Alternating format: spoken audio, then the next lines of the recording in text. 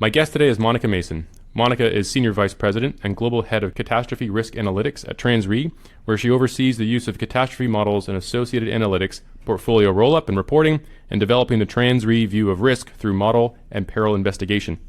She has been active in the catastrophe modeling industry for 18 years, with roles at Lloyd's Syndicate Talbot, Validus Reinsurance, Willis Re, and RMS. Prior to cat modeling, she worked at Deloitte Consulting. Monica, welcome to the show. Thank you for having me. So the first question is a bit long, and I shared it with you earlier, and I will read it. Cat modeling is unique among analytical functions at risk-taking institutions like Trans Re, where we are today, in that its most important parts are a black box. So it strikes me that much of the rest of how deals are analyzed are more open source in the reinsurance business. Actuaries have a vibrant public literature, for example, researching new techniques, and one can say that the alignment of views on risk allows the industry to function properly. That's my idea. By that, I mean, one could argue that there is a shared function between regulators, rating agencies, reinsurers, of making sure nobody is doing anything too far away from the consensus view of the best practices. Cat modeling is part of that consensus view, but we know a lot less about how it works than the other parts of the consensus. So is this sustainable, is the question. Should we eventually move to an open source model for catastrophe risk analytics? So at Trans, you renamed your department from catastrophe modeling to catastrophe risk analytics, which is interesting. How far away from vendor models should we be trying to get? So that's a lot. We have a lot of time. Yeah, great. So I think the most important part is that shared view of risk and being able to communicate that risk and agree on how much cat risk is in a particular portfolio.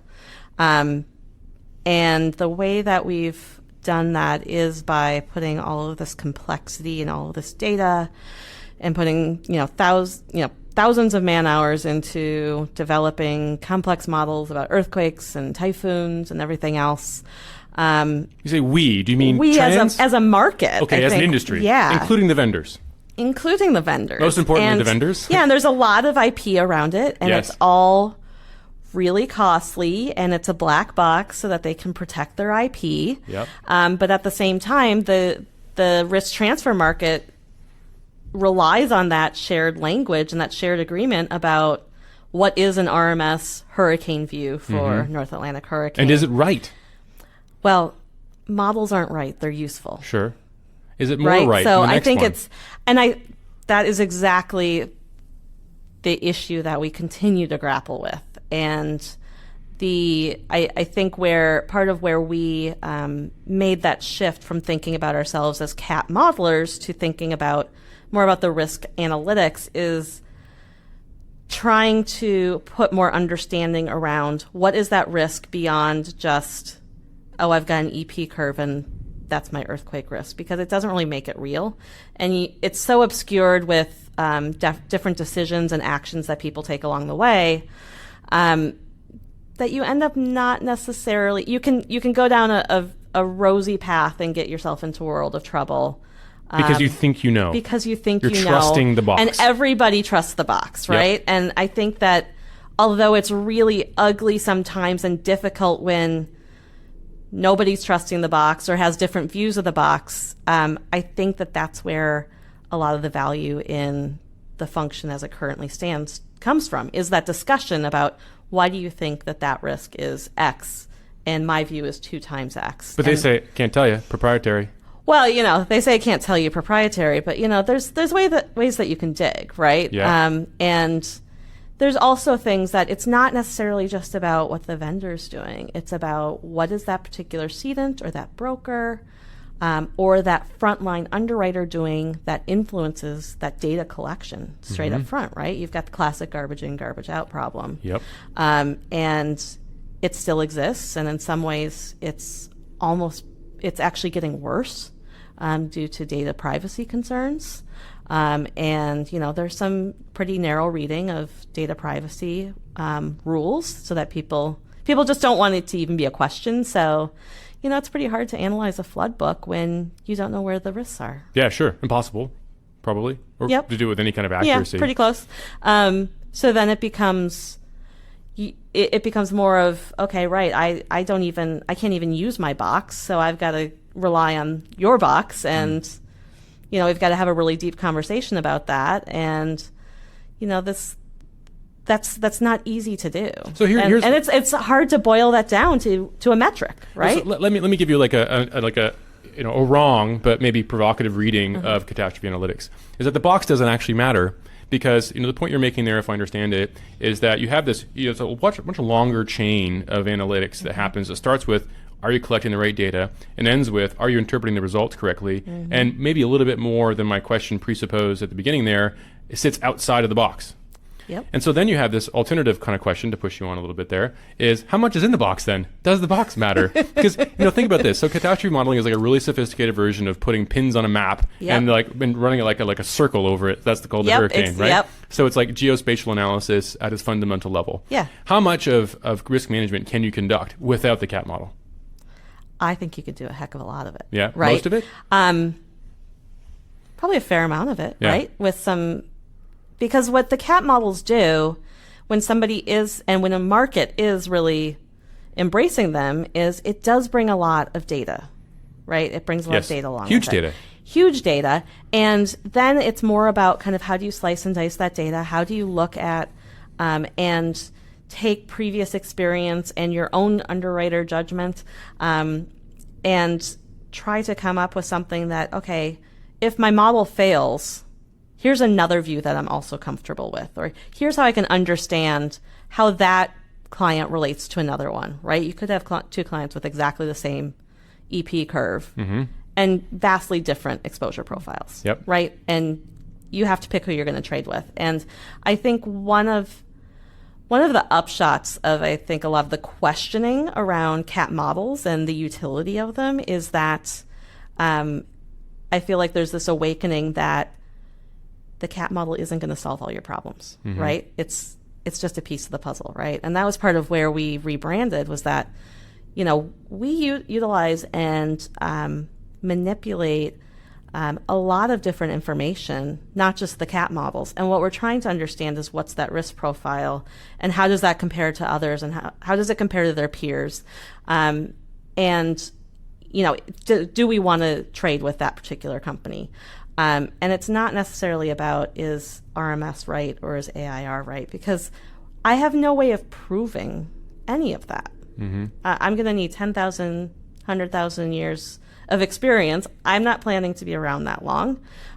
So it's more about kind of, do we exploit all of the data that we have access to in the best way possible? And I think the best way possible is far beyond just looking at a CAT model. Do you have like heuristics that you undertake anyway? So we do. A shadow CAT model that you keep here, maybe not as sophisticated or as fancy. So we look at, obviously we bring in a couple different views of from CAT models, and then we also do a lot of exposure profiling. We look at similar stochastic events for historical events. There's a lot of accumulation management, and just kind of trying to expose those peer groups and who looks to be outperforming others, because that's about what you can do, and then things like wildfire. It's looking at the wildland urban interface and just kind of saying, okay, right, maybe we know the probabilities of wildfire, maybe we don't, but here's how much of this client's portfolio is sitting in that area where we think that there's a lot more risk. You can then start comparing clients, right? And you can kind of get an upper bounds for, how concentrated is a book, right? We're trying to get our arms around really complex phenomenon, some which are natural, some that have human elements, some that are being influenced by climate change. Like, our target is moving. So it's increasingly difficult to be able to say, oh yeah, that CAT model has everything. And it's probably the wrong thing to even be looking at.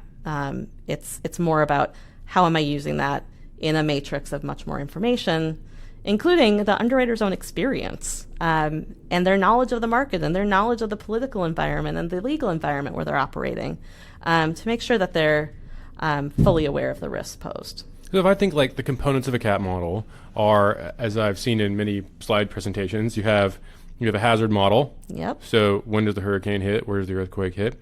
You have a engineering model, what stuff does it break and how much is it broken.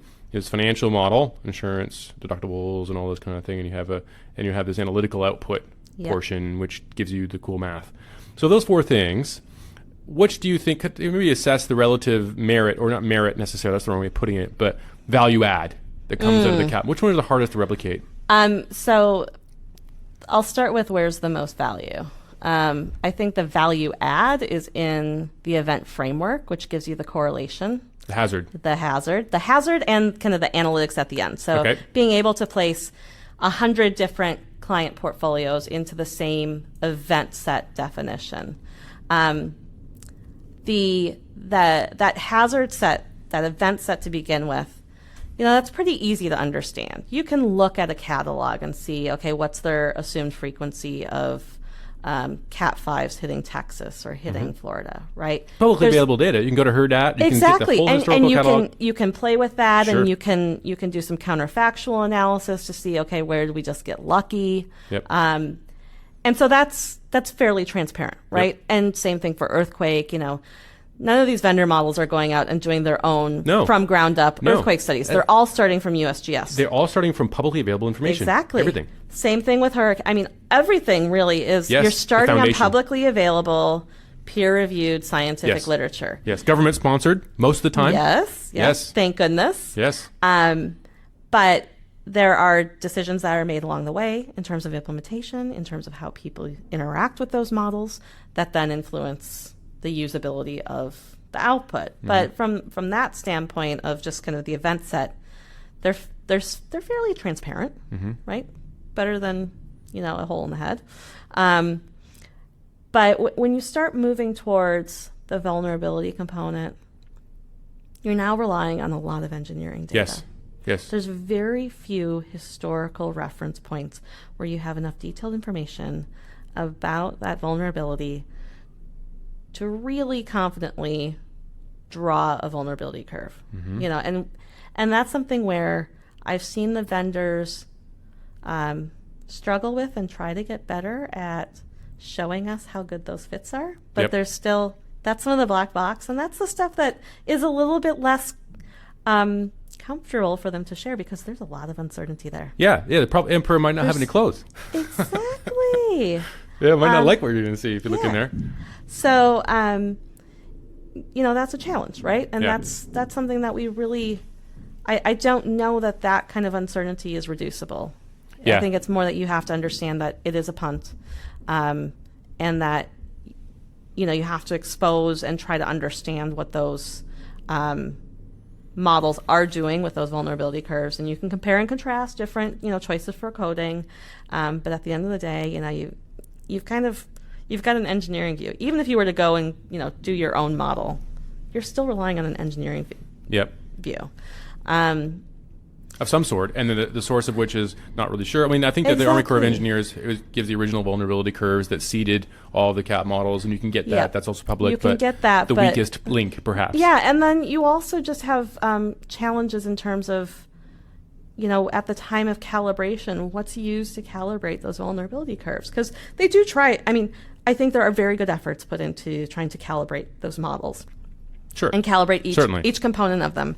But if there's something leaking into that claims data that is in that vulnerability calibration, that's also, it's so opaque to the end user that it's really tough to understand that and to really kind of expose how much uncertainty is coming through just from the darkest corner of the box.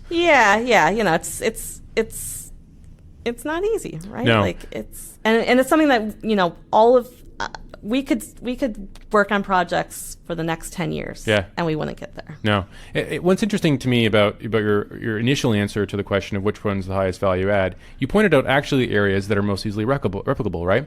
So you're saying the hazards part and the analytics part. I mean, the analytics part that's just a bunch of math, which I mean maybe beyond us, perhaps, I guess, but somebody can figure that out, and there's somebody at university somewhere who can probably write all that analytical, the Riemann sums or whatever on earth they do, and those are the two parts that you can see deepest into, and at the same time, which I mean, I imagine implicitly we could say that people are withholding information that is most embarrassing to them. You could make that maybe you could make that point. The cat modelers models, maybe the engineering data is there's a lot of IP there, which maybe means that there's a lot of assumptions that expert judgment, right? But if you're saying the highest value parts are the parts that you could actually replicate, that to me is counterintuitive, right? Because you think that, I really appreciate them performing this function that I can do too, but I'm not going to do. And so it's nice that somebody else does all that. And I imagine most people would assume that you'd be happier about the part that you can't do. And if I'm reading into this correctly, you're saying, yeah, but I mean, if I think I can do it, I'm not sure they can either. Yeah. Maybe they didn't. Yeah. And, I think although, we kind of sit here and, one might say, okay, right, well, why don't you just build your own simple cat model, right? Yeah. Just getting the data, all of that cedent data to then sit in that same framework, that is not a small feat. Like there's a lot of value in that. And it is timely and costly to even collect and scrub data.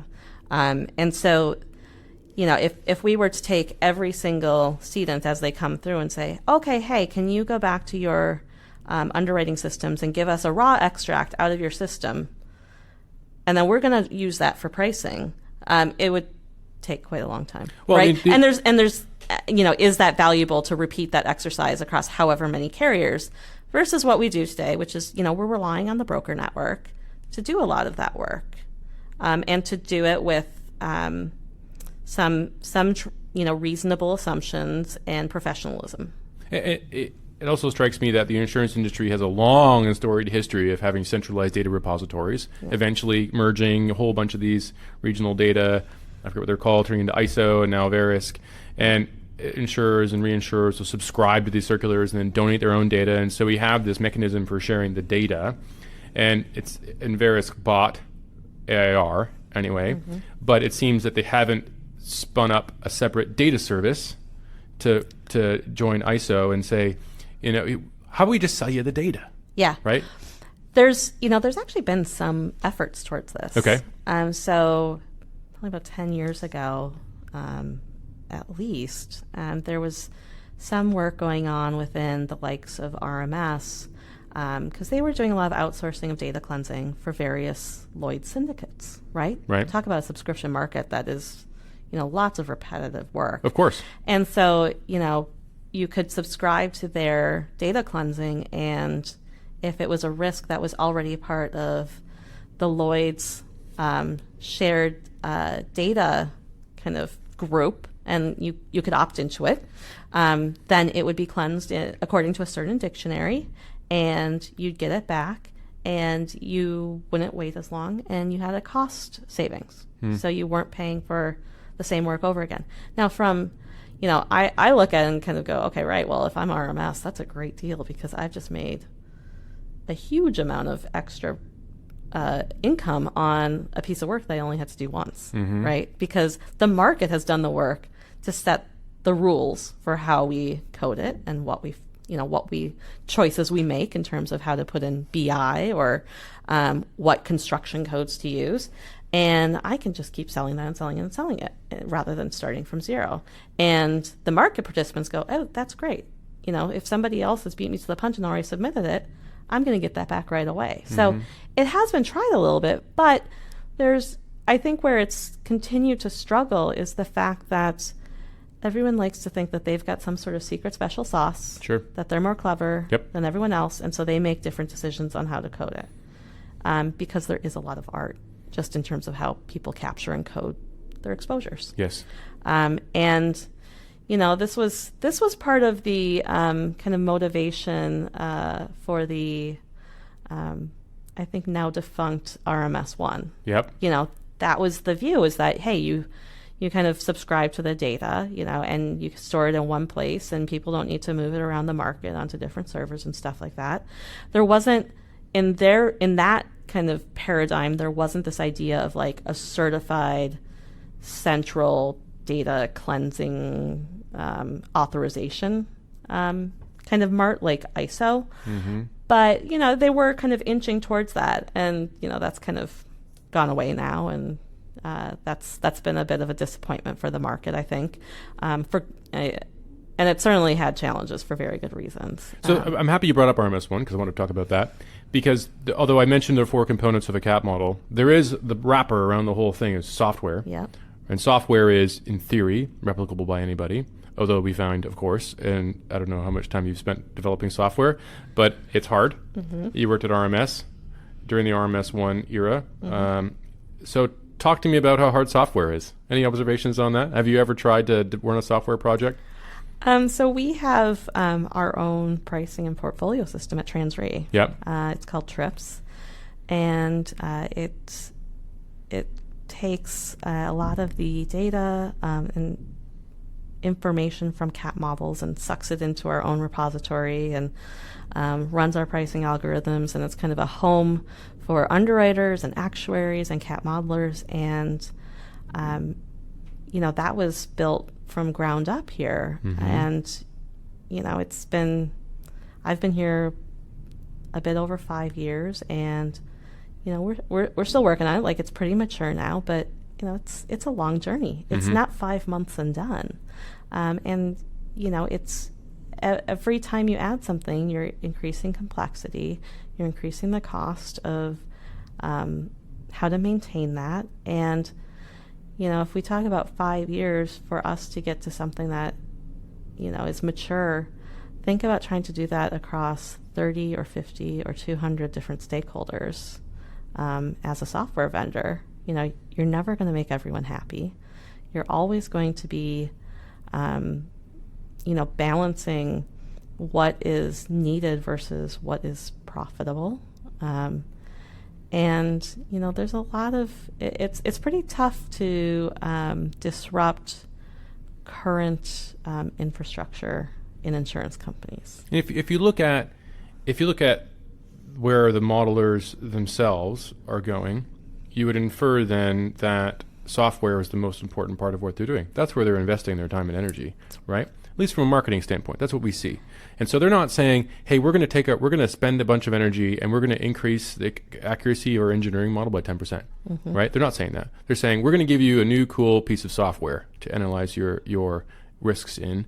Are they on the right track? From your perspective? Not necessarily. Okay. I don't think we are by any means alone in wanting to just consume their IP. Yep. We don't really want to be touching a new interface, a different tool. That's right? a pain. You got to then reintegrate it. And I think that's something where it's a bit misguided, right? Like you always, if you're selling information, you want it to serve it up to people in the way that they want to consume it, not in the way that you want to tell them to consume it. And I think it's something that continues to be a bit of a problem. Obviously, there are still some companies who want to be in that software, right? They're not going to go build their own TRIP system. But there's a lot of folks who just want the IP, and they don't want to be waiting for all that interface work to continue, right? Got to be distracting for the organization. How distracting do you think RMS1 was to RMS? Let's see. So I was there from 2012 to 2014. So during that time, there was supposed to be some launches that were missed. And now looking at where they're at in terms of just their model IP, I think they've lost at least 5 years. Wow. Because, I was at an industry event hosted by them on Wednesday, and, they're talking about terrorism in the afternoon. Yeah, and sure. Their terrorism model really hasn't moved. Wow. In a decade? Yeah. And terrorism, it's like, oh, we're still talking about terrorism? Yeah. And it's like, hey, look, I think really the actors and the modes have changed. Sure, yeah. And we're still talking about World Trade Center bombs, 9/11 stuff. Yeah. And by the way, hey, we've got this active shooter stuff going on. And we've had it for quite a while and still nothing. Mm-hmm. So I think that, it's been a big distraction. I really wish them well, because I think the market needs to have more than one big viable platform. How about more than two? It starts getting a little noisy. It does. But you think, what's the market mechanism to correct a strategic misstep? The market mechanism is they lose. Is an alternate. An alternative. Which is what we've seen with RMS and AIR. That's right. And what if both of them make a misstep? Or let's put it this way, right? So you just made a comment there a minute ago that maybe software, ever better software isn't exactly what the customers want, but that's what they're both doing. Exactly. Right? And so, that to me is maybe a little bit less of a larger magnitude misstep, but still a step down the wrong path. Wouldn't it be nice if there was a vendor that just said, hey guys, how about just some IP? And I'll hand you a whole bunch of curves and damage curves, and you just outsource to me, old school ISO style, just the data. Man, would you like that? Now you're saying, well, maybe actually we could use a third competitor. Yeah, maybe, right? And that's kind of where the Oasis kind of movement started out and where that was trying to go, right? Yeah. And, unfortunately we lost Peter Taylor along the way. And he was a tremendous force towards that, and really looking at it from this a very benevolent market perspective. And so, what we have with Oasis, they're still trying to get there in terms of making it more of this open architecture where anyone can come in and build models, and you can put together different pieces from different academics, different vendors, et cetera, and Sure. It all works and sings together. Yep. The reality is a little bit more difficult than that, because I can tell you I'm still not seeing any brokers send me Oasis data. Have you guys implemented it locally here? We've not implemented You it right haven't done now. We were participating in the project for a little while. We said, okay, right, this is probably a wait and see for us. Yeah. And, we're still kind of waiting to see what happens. It amazes me that it's taking so long, because we actually did it must have been 4 years ago. We downloaded the code, got it to compile, built some basic damage curves, like, hey, does this thing work? Yeah, it works. And then, hit the back burner for whatever reason, and hasn't come back to the front, at least in my day job. But it's there. It's definitely there. Yeah, it's there. It's functioning. It's there, and it's just kind of one of these things where at some point it needs to get brought out of the sandbox and into prime time. What's it missing? What's the whole movement missing? Because there's people in part of the consortium.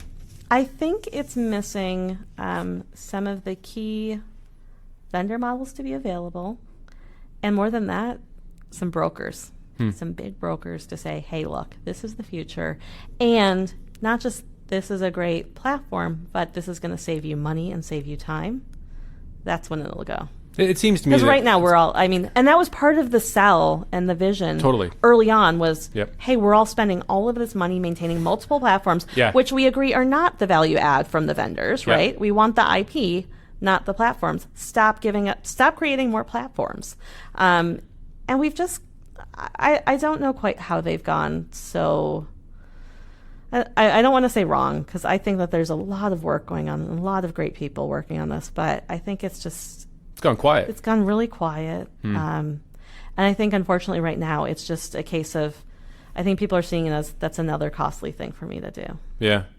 Yeah, I mean, you got to, because also one of the things that, that we struggle with is that Oasis, if it's really going to be the answer, they've got to have a lot more support and service and documentation. And every time you have any sort of new vendor come in to add more curves, there's got to be a lot of documentation, a lot of availability to support that view.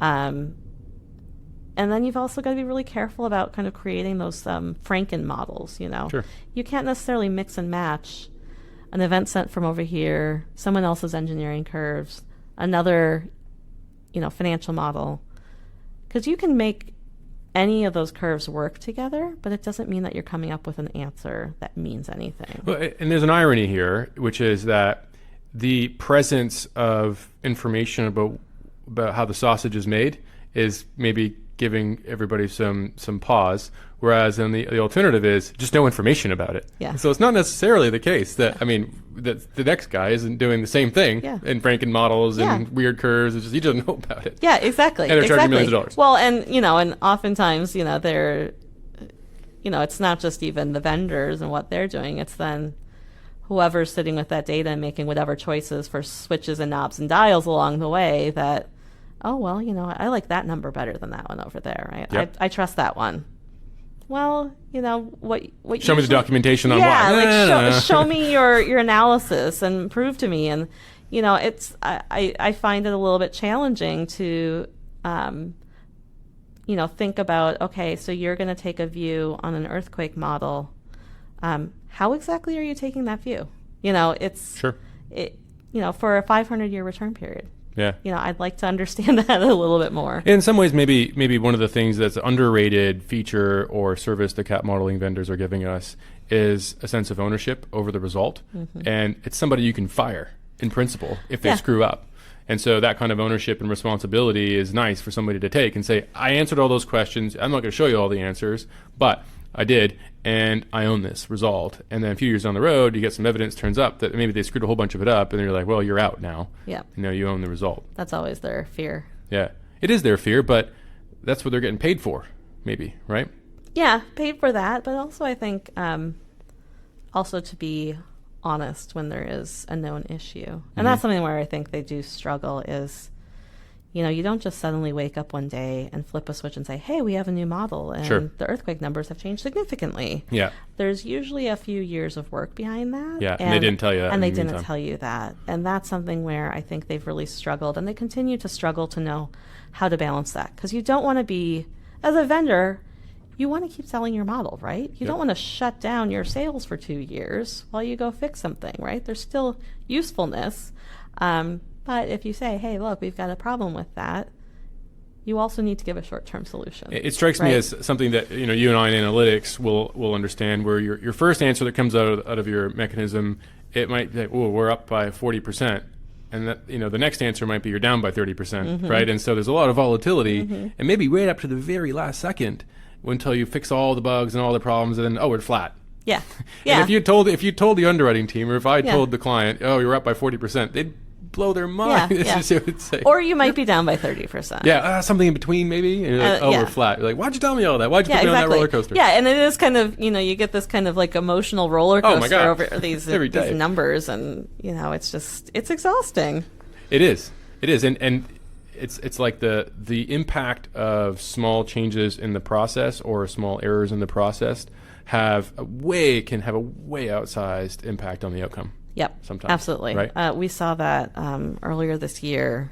There was a change in, I think it was maybe like only a line or two in some of the change documentation, but there was a change in the financial model in terms of deductible credit. And oh my goodness, the amount of difference that huge one impact. Little assumption made. Yep. was far greater than any of the hazard changes that they had made. Yep. And here we are, all of the documentation, but the model change was focused on ground up numbers. Sure. And this is from the vendor. And we're seeing like, okay, right, what the heck is going on with this end number? You look at it like, okay, right, it's happening on the gross basis, not on ground up. And then you start digging on the deductible credit. Oh, yeah, we made an assumption change. It's on page 62, footnote number 6. Exactly. It's right there. I told you. And you just kind of go, oh, man, like, this is going to have bigger impacts. Yeah. There's a colleague of mine, ex-colleague of mine, who, one of the problems that brokers always have is you get two sets of model results, and you got to make a match. I mean, that's a nightmare. Yeah. That's a nightmare. It is hard to overstate how big of a nightmare that is to do. Anyway, so one of the things she always says was, and she has this little heuristic she go through. She says, everything's deductibles. The problem, I don't care what we're talking about, the answer is going to be in the deductibles. So just do the deductibles once you get those right, because it has such a leveraged impact on all the losses. Yeah, and especially when you get to us as reinsurers, right? Like, that can make a huge difference as to whether you're not even hitting a layer versus totaling it. Yeah. So very sensitive, and just so many different levers that can push and pull the numbers. And it's hard to find those errors. What makes a good cat modeler? Oh, man. I would say someone who's a good sleuther. Okay. Or, I don't know if that's the word. Detective. Detective, yeah. I would say detective. You have to be pretty tenacious, but also have a sense of intuition. You need to understand how the models work to understand where to start looking for clues. They have to be, pretty diligent about process, because again, little changes can have a big impact.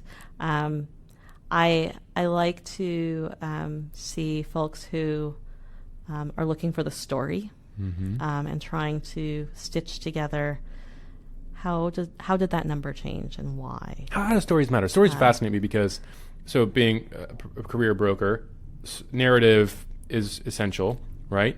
But there's no such thing as a story like in physics.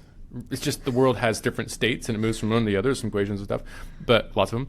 But the story is a human thing, right? It's a human way of interpreting information, but it's not a physical reality about things. So why do stories matter?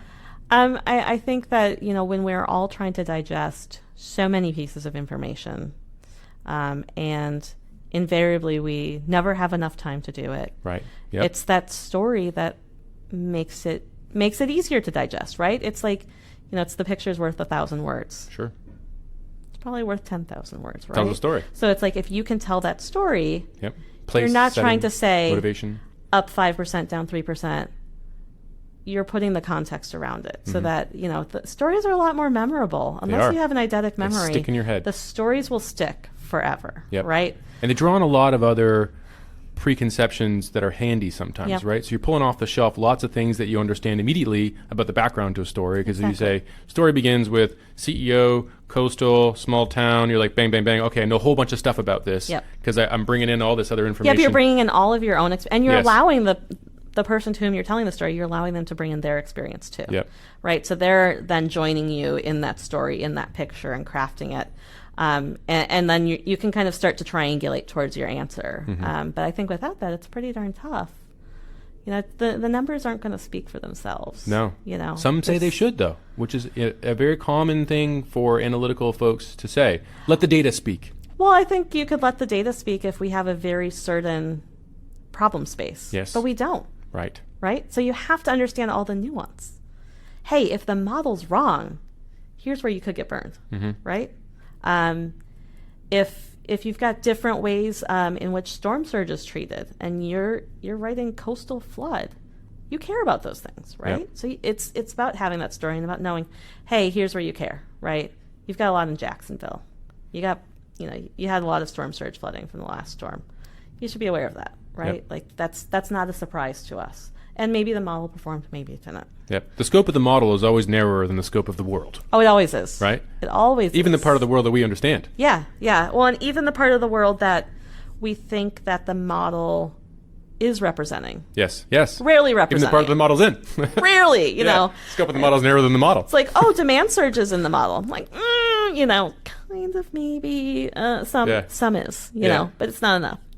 Or maybe it's too much. I don't know. Tell me the rest of the story. Yeah, exactly. Yeah.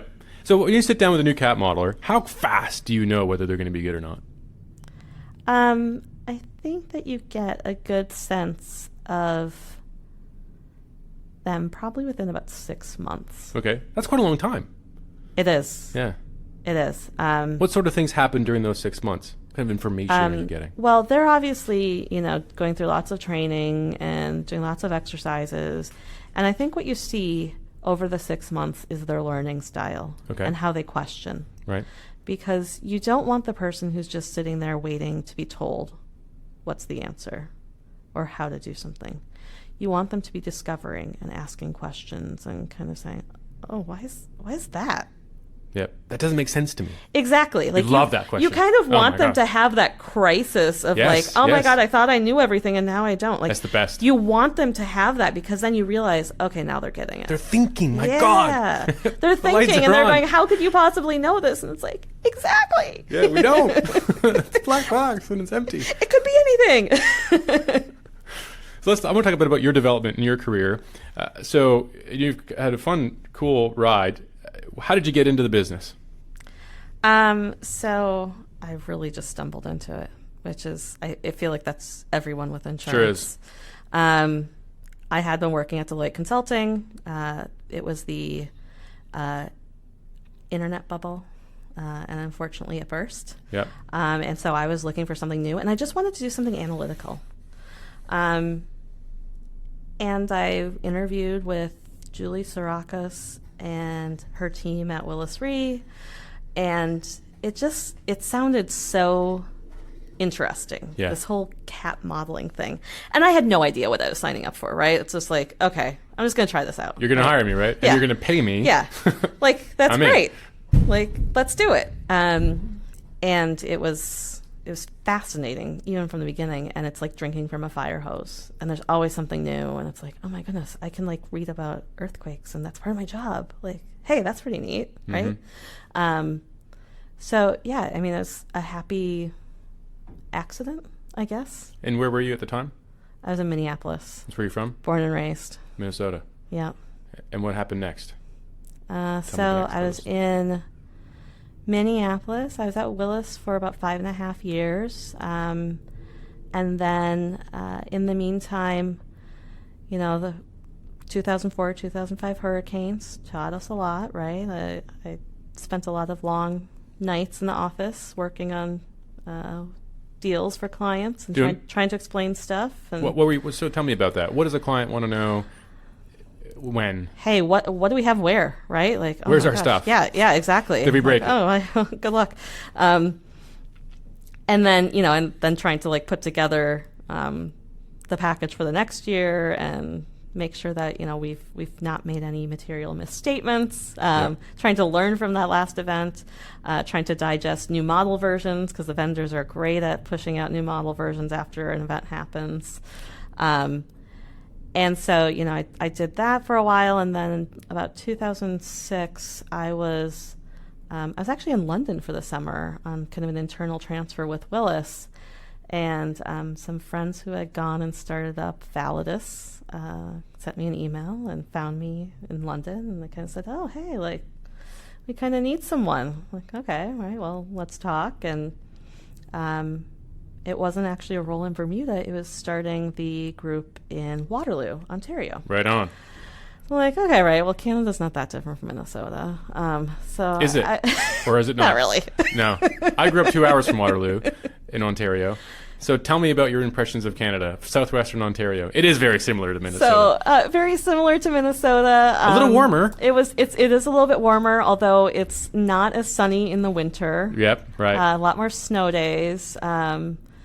And, you know, and what was also interesting was, like, apart from, you know, being in London for a summer and having done study abroad in school, it was my first time really moving away from Minnesota. And, like, I've got a big family. We're really close. And so that was, like, a big leap for me and pretty scary. Yeah. But, you know, I just went for it. And, like, Waterloo is this, like, university town. But at that time, they were also big for research in motion, BlackBerry. Yeah. So there's they're a BlackBerry in front of us. I don't know if you noticed that. Oh, wow. That's old school. It is. It's actually a new phone, but... Is it? We'll talk about it later. Okay. You've run over that a couple times. Just once. But you only need to hit it once with a car, and then it doesn't work for a cell phone. Doesn't look very great. So, yeah, so it was a new experience for me, right? And it was really just kind of jumping into the unknown. And, you know, and especially also kind of working with a Bermuda kind of new company, but being remote in Canada and getting all these new people started up who had never really worked in the insurance industry before. So you hired before. them? So I helped recruit people. Right. There were some other people who had already been identified by, like, the VCAPS team, so their pricing system. Yeah. They had software development up in Canada. Local Canadian kids. Actually, Moving people from all over the world to Canada. people from all over the world, basically. It was Funny. like the UN of reinsurance in the middle of Waterloo. Southwestern Ontario, right? And so, you know, early on, it was like, okay, so I was like the one who knew reinsurance, knew cat models. And so, and at the same time, it's like October, so it's like pricing season. Yep. And we're in this, like, kind of shared office space, like an incubator space. And, you know, we were one of the early companies in there. And so it was just, it really felt like a startup. And it was this great energy. And it was hard and fun and interesting and awful sometimes, you know, everything. Mm-hmm. But really, a great experience, right? Yeah. How long were you there for? I only lived in Waterloo for like a year and a half. Oh, okay. So not too long. So not too long. I ended up switching location with my manager, Jason Miller. So he had been in Bermuda. He and his wife moved up to Waterloo, and they were going to be expanding the office and stuff Canadian like that. family, or? No, they're actually also from Minneapolis, and I had worked with them at Willis. Okay. So we switched locations. So then I was down in Bermuda for about a year. But then about halfway through my time in Bermuda, Validus had purchased Talbot in London, and they wanted to kind of have some folks from the Validus organization go and kind of spread the word, the Validus way, Sure. into Talbot. Integrate. Yeah. So then I moved to London. Okay, cool. So, in the course of a couple years, I was on my third country, which, I got pretty good at, like, packing. Yeah, okay. Yeah. So, traveling light. And then, I was in Talbot for a few years, running the cat modeling team there. Got a little tired of it, and also just kind of wanted to try something different. So then I went to RMS and, In London. Stayed in London. In London. So why stay in London? Why not? I married a Brit. I see, okay. So I met my husband like less than 2 months after moving to London. Right. That worked. Yeah, it worked out pretty well, actually. I love London. I love this place. Yeah, I was like, oh my gosh, I love London, and so, London was home base for quite a while. Sure. Yep. And so then, we got married, I got my marriage permanent residency, so then I could move employers if I wanted to. Yep.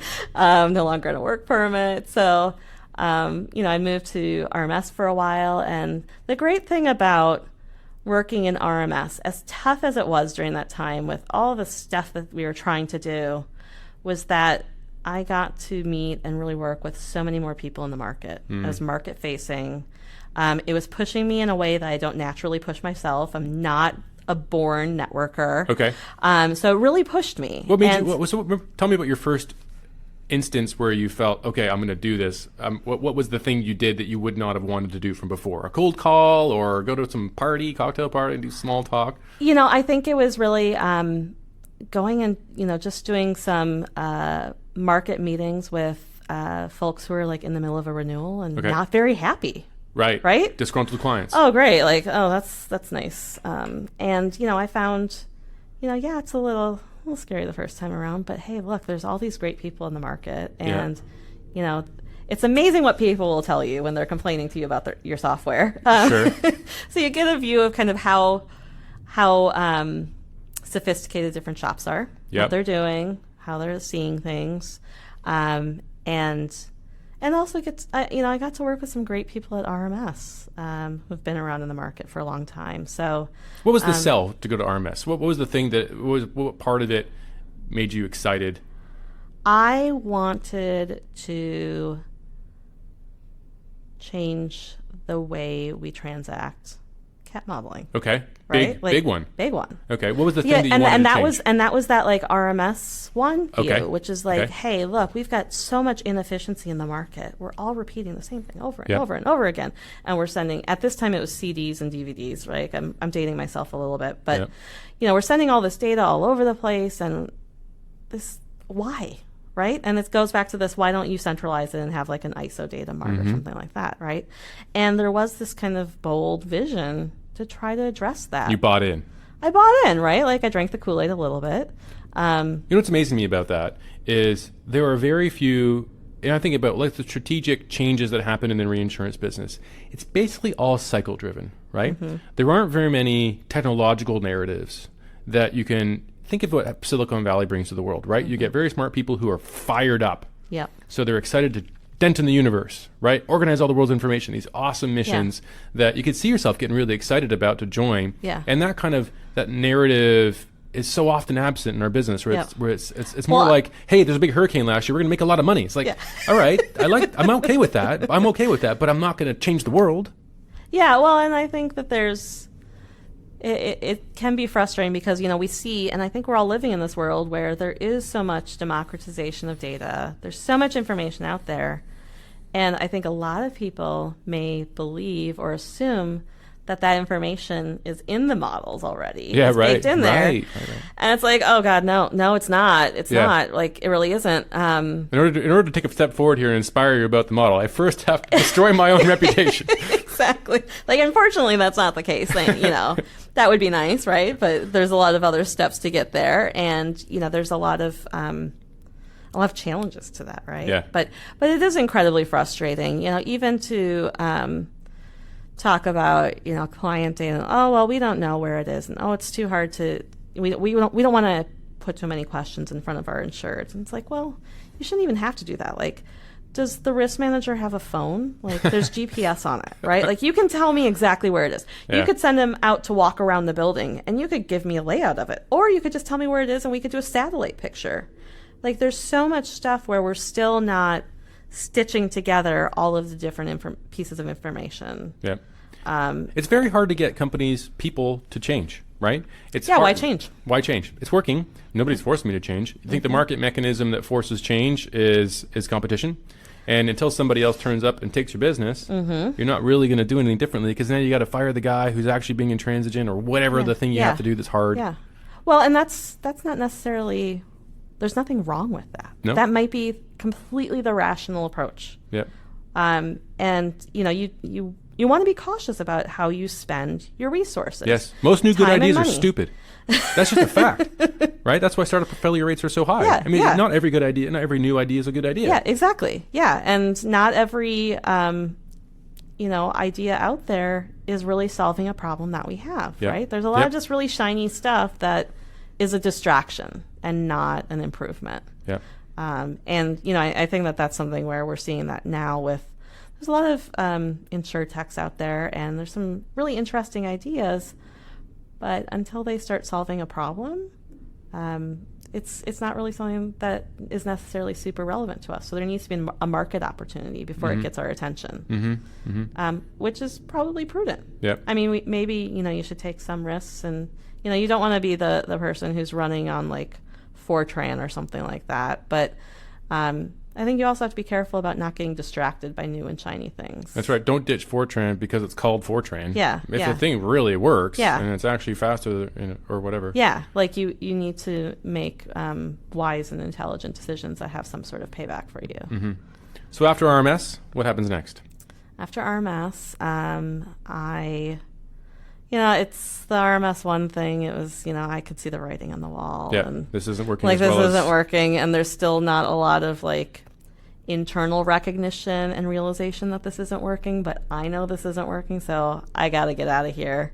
And right around that time, Trans was looking for someone, and there's actually another role that I had also been applying for in London, and so I had a couple different roles I was looking at, and what I really liked about the Trans role was,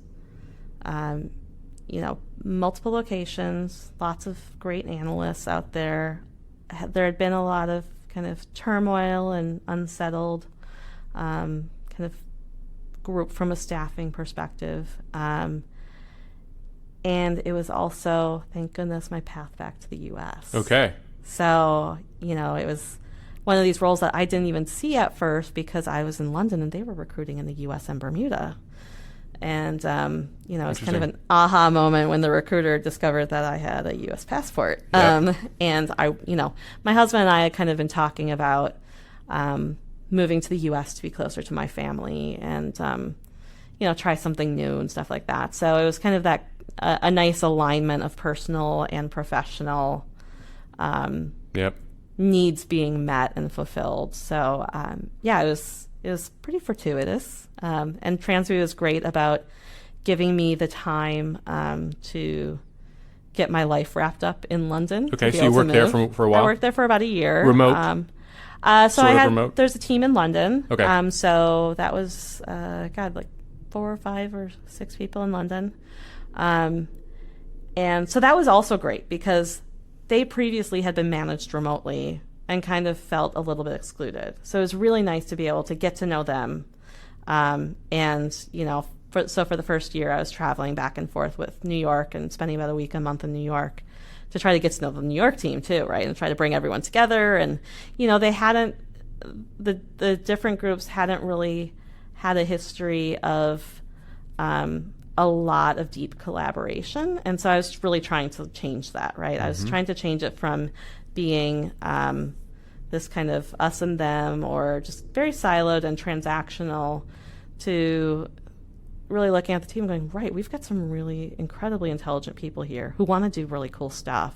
Let's start doing it. And it was a great time to do that because we also had our trip software in the early stages of development. So getting involved with that, which was fun because I had been involved in that at Validus. So, there were some things that I had learned that, okay, right, like I'd like to not repeat this mistake over here again. And some things that, I definitely wanted to make sure we could do in our new platform. And so, it was a great, difficult, tough, challenging, exciting year. What are the principles of successful remote work? It doesn't always work, right? It's tough, Yeah. right? Like what I found was and I'm still kind of this way because now I've got people in London who I'm trying to help and manage. I think it's a lot of just time management. Got to manage that calendar.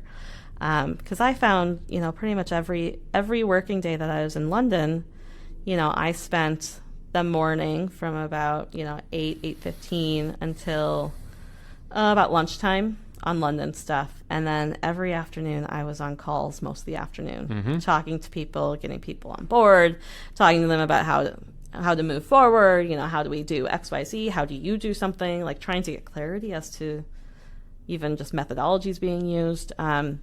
So, it was a lot of just calendar management and you have to be flexible, right? So I was working late in London, I was usually a little bit late getting home for dinner, and flexing my hours and you have to be willing to do the 4 a.m. calls and travel and, be there physically and try to meet people. It can't just be the inconvenience for them. You have to meet people halfway. And also just, tons of follow-up. I was very good at kind of keeping digital notes for a while because I was kind of back and forth all the time. So, when you're juggling, 5 different topics and, you keep trying to pick them up and make sure that they're moving. And it's really hard when you're not physically next to that person. Yep. So, you try to nudge a little bit and kind of figure out, what's going to be the right way to nudge to make sure that things happen and that there's visibility and clarity and agreement. But it was just a lot of communication. So we're running out of time, actually. So let's bring it back to what we started with, which is where are we going from here? So in CAT modeling, one way of thinking about the development, the strategic evolution of it is that you move in on the space where the vendor models already exist, so that you're developing things that they've already developed in your own kind of way. Is that the way of thinking about progress in a CAT modeling department or a CAT analytics department at a reinsurance company? I think it is. And I think it's also about building a really flexible framework so that you can really quickly update things or stress test different portions of your portfolio and add your own special sauce into it. I can't think of any reinsurers now who are living natively just in a vendor software. Yep.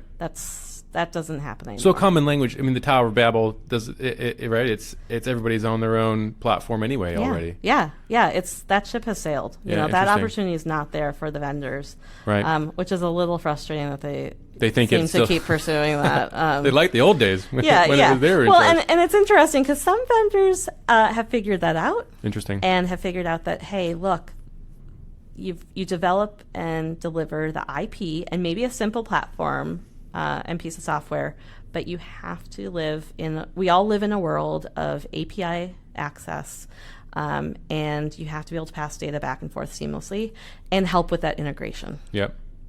Because integration can be a bear. Yes. If an API is not working properly, if it's not tested properly, if it's not documented, if there's no support, right? And so the more you can start from that premise and build your offering around that, the easier it's going to be for people to bring you on. Mm-hmm. And then you're only selling people what they want.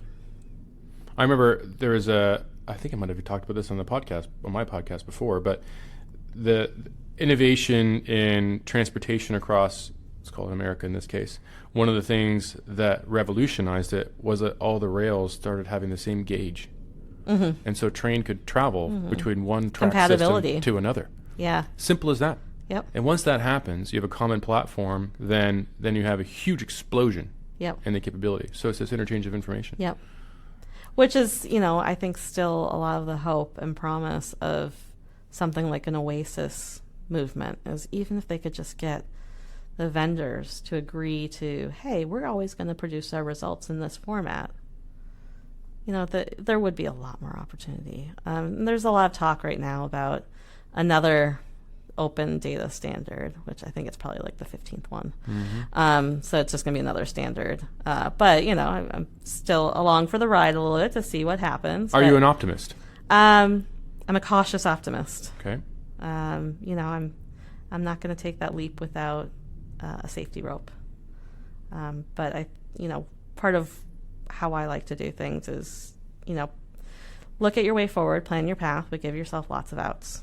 Give yourself lots of opportunities and make sure that you're not kind of committing too early. Managing the risk. Yeah. My guest today is Monica Mason. Thanks very much for joining me. Thank you.